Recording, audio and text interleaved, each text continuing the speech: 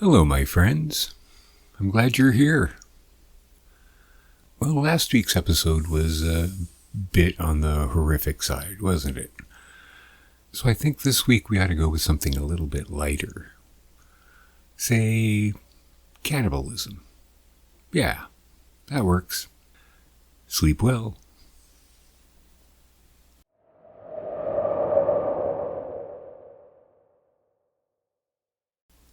Cannibalism in the Cars by Mark Twain. I visited St. Louis lately, and on my way west after changing cars at Terre Haute, Indiana, a mild, benevolent-looking gentleman of about 45 or maybe 50 came in at one of the way stations and sat down beside me. We talked together pleasantly on various subjects for an hour, perhaps, and I found him exceedingly intelligent and entertaining. When he learned that I was from Washington, he immediately began to ask questions about various public men and about congressional affairs, and I saw very shortly that I was conversing with a man who was perfectly familiar with the ins and outs of political life at the Capitol, even to the ways and manners and customs of procedure of senators and representatives in the chambers of the national legislature. Presently, two men halted near us for a single moment, and one said to the other, "Harris, if you'll do that for me, I'll never forget you, my boy." My new comrade's eyes lighted pleasantly. His words had touched upon a happy memory, I thought.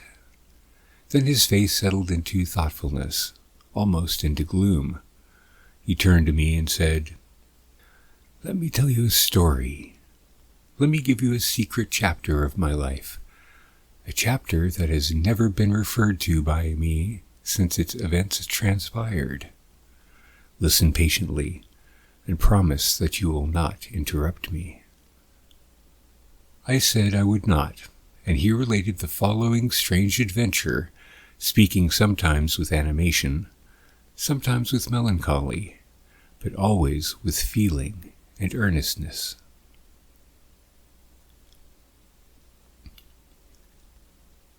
On the 19th of December, 1853, I started from St. Louis on the evening train bound for Chicago.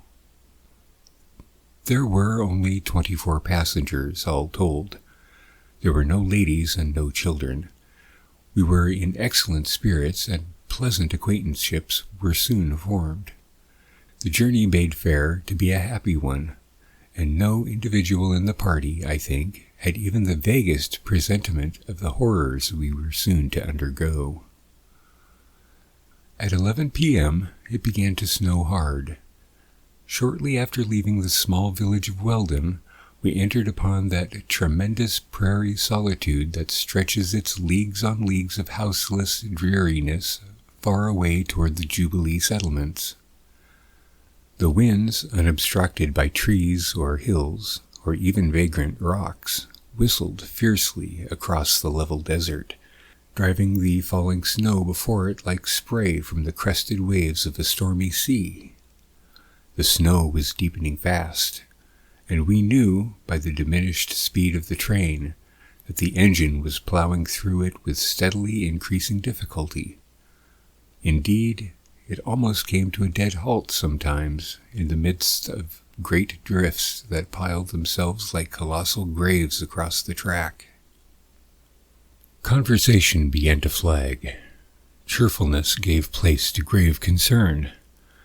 The possibility of being imprisoned in the snow on the bleak prairie 50 miles from any house presented itself to every mind and extended its depressing influence over every soul. At 2 o'clock in the morning, I was aroused out of an uneasy slumber by the ceasing of all motion about me. The appalling truth flashed upon me instantly. We were captives in a snowdrift. "All hands to the rescue!" Every man sprang to obey. Out into the wild night, the pitchy darkness, the billowy snow, the driving storm, every soul leaped, with the consciousness that a moment lost now might bring destruction to us all.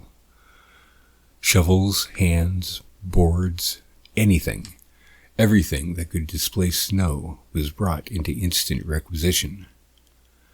It was a weird picture, that small company of frantic men fighting the banking snows, half in the blackest shadow and half in the angry light of the locomotive's reflector. One short hour sufficed to prove the utter uselessness of our efforts. The storm barricaded the track with a dozen drifts while we dug one away, and worse than this, it was discovered that the last grand charge the engine had made upon the enemy broken the fore and aft shaft of the driving wheel. With the free track before us, we should still have been helpless. We entered the car wearied with labor and very sorrowful. We gathered about the stoves and gravely canvassed our situation. We had no provisions whatever, in this our chief distress. We could not freeze, for there was a good supply of wood in the tender. This was our only comfort. The discussion ended at last in accepting the disheartening decision of the conductor, viz. That it would be death for any man to attempt to travel 50 miles on foot through snow like that. We could not send for help, and even if we could, it would not come. We must submit and wait as patiently as we might, succor or starvation. I think the stoutest heart there felt a momentary chill when those words were uttered. Within the hour, conversation subsided to a low murmur here and there about the car, caught fitfully between the rising and falling of the blast. The lamps grew dim, and the majority of the castaways settled themselves among the flickering shadows to think, to forget the present if they could, to sleep if they might. The eternal night, it surely seemed eternal to us, wore its lagging hours away at last, and the cold gray dawn broke in the east. As the light grew stronger, the passengers began to stir and give signs of life. One after another, each in turn pushed his slouched hat up from his forehead, stretched his stiffened limbs, and glanced out the windows upon the cheerless prospect. It was cheerless indeed. Not a living thing visible anywhere, not a human habitation, nothing but a vast white desert, uplifted sheets of snow drifting hither and thither before the wind, a world of eddying flakes shutting out the firmament above. All day we moped about the cars, saying little, thinking much, another lingering dreary night and hunger. Another dawning, another day of silence, sadness, wasting hunger, hopeless watching for succor that could not come. A night of restless slumber filled with dreams of feasting, wakings distressed with the gnawings of hunger. The fourth day came and went, and the fifth. 5 days of dreadful imprisonment. A savage hunger looked out at every eye. There was in it a sign of awful import, the foreshadowing of a something that was vaguely shaping itself in every heart, a something which no tongue dared yet to frame into words. The 6th day passed. The 7th dawned upon as gaunt and haggard and hopeless a company of men as ever stood in the shadow of death. It was out now. That thing which had been growing up in every heart was ready to leap from every lip at last. Nature had been taxed to the utmost. She must yield. Richard H. Gaston of Minnesota, tall, cadaverous, and pale, rose up. All knew what was coming, all prepared. Every emotion, every semblance of excitement was smothered. Only a calm, thoughtful seriousness appeared in the eyes that were lately so wild. Gentlemen, it cannot be delayed longer. The time is at hand. We must determine which of us shall die to furnish food for the rest. Mr. John J. Williams of Illinois rose and said, "Gentlemen, I nominate the Reverend James Sawyer of Tennessee." Mr. William R. Adams of Indiana said, "I nominate Mr. Daniel Stoll of New York." Mr. Charles J. Langdon, "I nominate Mr. Samuel A. Bowen of St. Louis." Mr. Sloat, "Gentlemen, I desire to decline in favor of Mr. John A. Van Nostrand, June of New Jersey." Mr. Gaston, "If there is no objection, the gentleman's desire will be acceded to." Mr. Van Nostrand, objecting, the resignation of Mr. Stoat was rejected. The resignations of Messrs. Sawyer and Bowen were also offered and refused upon the same grounds. Mr. A. L. Bascom of Ohio, "I move that the nominations now close and that the House proceed to an election by ballot." Mr. Sawyer, "Gentlemen, I protest earnestly against these proceedings. They are in every way irregular and unbecoming. I must beg to move that they be dropped at once, and that we elect a chairman of the meeting and proper officers to assist him, and then we can go on with the business before us understandingly." Mr. Bell of Iowa, "Gentlemen, I object. This is no time to stand upon forms and ceremonious observances. For more than 7 days we have been without food. Every moment we lose in idle discussion increases our distress. I am satisfied with the nominations that have been made.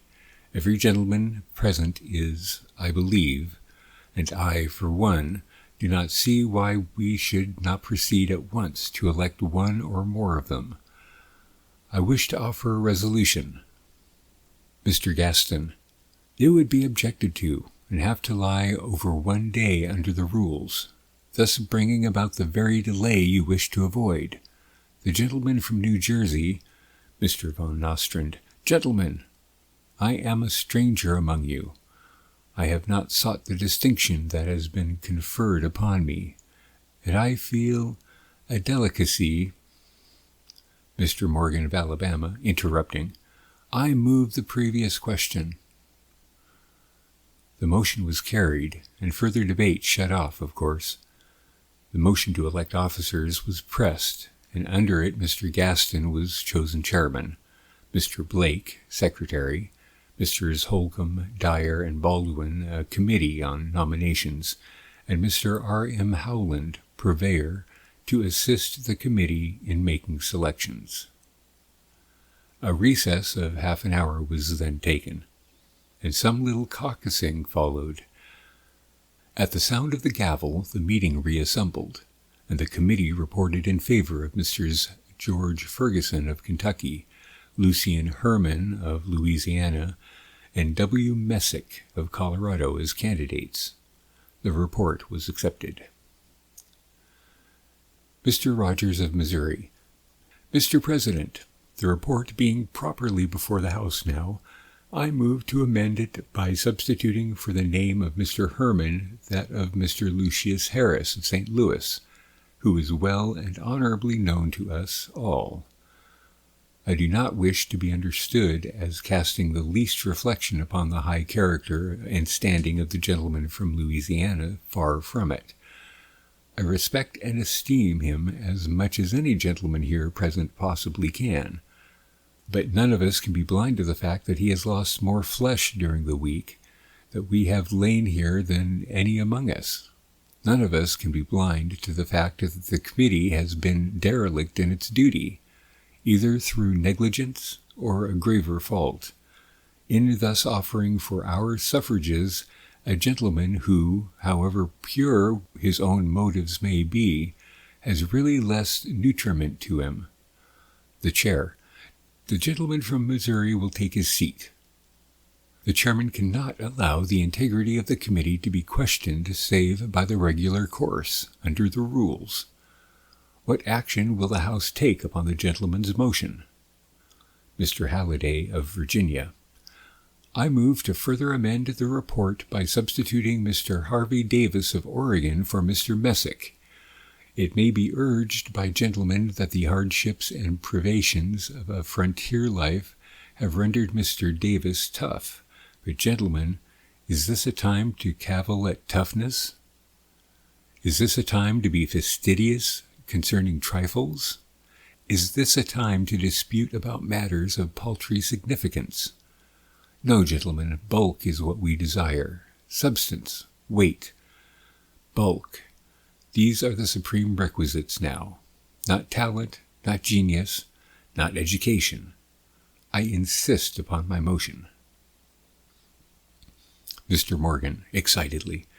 Mr. Chairman, I do most strenuously object to this amendment.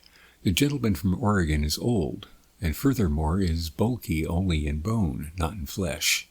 I ask the gentleman from Virginia if it is soup we want instead of solid sustenance, if he would delude us with shadows, if he would mock our suffering with an Oregonian spectre.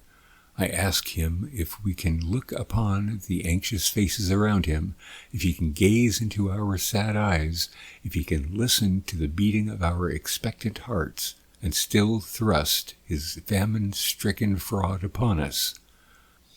I ask him if he can think of our desolate state, of our past sorrows, of our dark future, and still unpityingly foist upon us this wreck, this ruin, this tottering swindle, this gnarled and blighted and sapless vagabond from Oregon's hospitable shores. Never. There was applause. The amendment was put to vote after a fiery debate and lost. Mr. Harris was substituted on the First Amendment. The balloting then began. 5 ballots were held without a choice. On the 6th, Mr. Harris was elected, all voting for him but himself. It was then moved that his election should be ratified by acclamation, which was lost in consequence of his again voting against himself.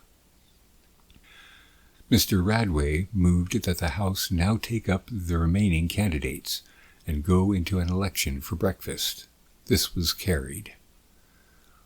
On the first ballot, there was a tie, half the members favoring one candidate on account of his youth, and half favoring the other on account of his superior size. The President gave the casting vote for the latter, Mr. Messick. This decision created considerable dissatisfaction among the friends of Mr. Ferguson, the defeated candidate, and there was some talk of demanding a new ballot, but in the most of it, a motion to adjourn was carried, and the meeting broke up at once. The preparations for supper diverted the attention of the Ferguson faction from the discussion of their grievance for a long time, and then, when they would have taken it up again, the happy announcement that Mr. Harris was ready drove all thought of it to the winds. We improvised tables by propping up the backs of car seats, and sat down with hearts full of gratitude to this finest supper that had blessed our vision for 7 torturing days. How changed we were from what we had been a few short hours before, hopeless, sad-eyed misery, hunger, feverish anxiety, desperation, then thankfulness, serenity, joy too deep for utterance now. That I know was the cheeriest hour of my eventful life. The winds howled and blew the snow wildly about our prison house, but they were powerless to distress us any more. I liked Harris. He might have been better done, perhaps, but I am free to say that no man ever agreed with me better than Harris, or afforded me so large a degree of satisfaction. Messick was very well, though rather high-flavored, but for genuine nutritiousness and delicacy of fiber, give me Harris. Messick had his good points. I will not attempt to deny it, nor do I wish to do it, but he has no more fitted for breakfast than a mummy would be Sir, not a bit lean? Why, bless me. And tough? Ah, he was very tough. You could not imagine it. You could never imagine anything like it. Do you mean to tell me that... Do not interrupt me, please. After breakfast, we elected a man by the name of Walker, from Detroit, for supper. He was very good. I wrote his wife so afterward. He was worthy of all praise. I shall always remember Walker. He was a little rare, but very good. And then the next morning we had Morgan of Alabama for breakfast. He was one of the finest men I ever sat down to, handsome, educated, refined, spoke several languages fluently, a perfect gentleman he was, a perfect gentleman, and singularly juicy. For supper we had that Oregon patriarch, and he was a fraud. There's no question about it. Old, scraggy, tough. Nobody can picture the reality. I finally said, "Gentlemen, you can do as you like, but I will wait for another election." And Grimes of Illinois said, "Gentlemen, I will wait also. When you elect a man that has something to recommend him, I shall be glad to join you again."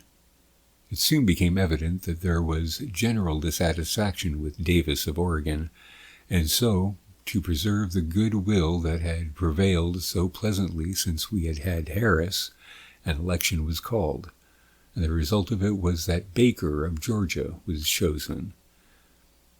He was splendid. Well, after that we had Doolittle, and Hawkins, and McElroy.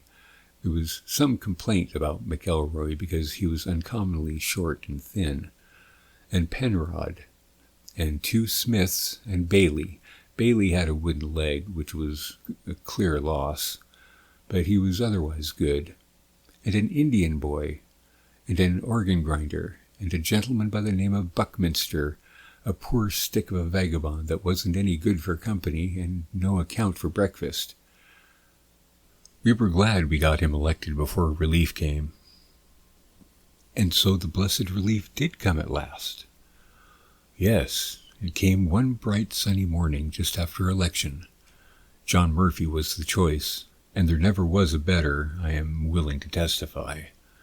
But John Murphy came home with us, in the train that came to succor us, and lived to marry the widow Harris, relict of our first choice. He married her, and is happy and respected and prosperous yet. It was like a novel, sir. It was like a romance. This is my stopping place, sir. I must bid you goodbye. Any time that you can make it convenient to tarry a day or two with me, I shall be glad to have you. I like you, sir. I have conceived an affection for you. I could like you as well as I liked Harris himself, sir. Good day, sir, and a pleasant journey." He was gone. I never felt so stunned, so distressed, so bewildered in my life. But in my soul I was glad he was gone. With all his gentleness of manner and his soft voice, I shuddered whenever he turned his hungry eye upon me. And when I heard that I had achieved his perilous affection, and that I stood almost with the late Harris in his esteem, my heart fairly stood still. I was bewildered beyond description. I did not doubt his word. I could not question a single item in a statement so stamped with the earnestness of truth as his. But its dreadful details overpowered me, and threw my thoughts into hopeless confusion. I saw the conductor looking at me. I said, "Who is that man?" "Oh, he was a member of Congress once, and a good one. But he got caught in a snowdrift in the cars, and he got so frostbitten and frozen up generally, he used up for want of something to eat, that he was sick and out of his head 2 or 3 months afterwards. He is all right now, only he is a monomaniac, and when he gets on that old subject, he never stops till he has eat up that whole carload of people he talks about. He would have finished the crowd by this time, only he had to get out of here. He has got their names as pat as ABC. When he gets them all eat up by himself, he always says, then the hour for the usual election for breakfast having arrived, and there being no opposition, I was duly elected, after which, there being no objections offered, I resigned, and thus I am here. I felt inexpressibly relieved to know that I had only been listening to the harmless vagaries of a madman instead of the genuine experiences of a bloodthirsty cannibal.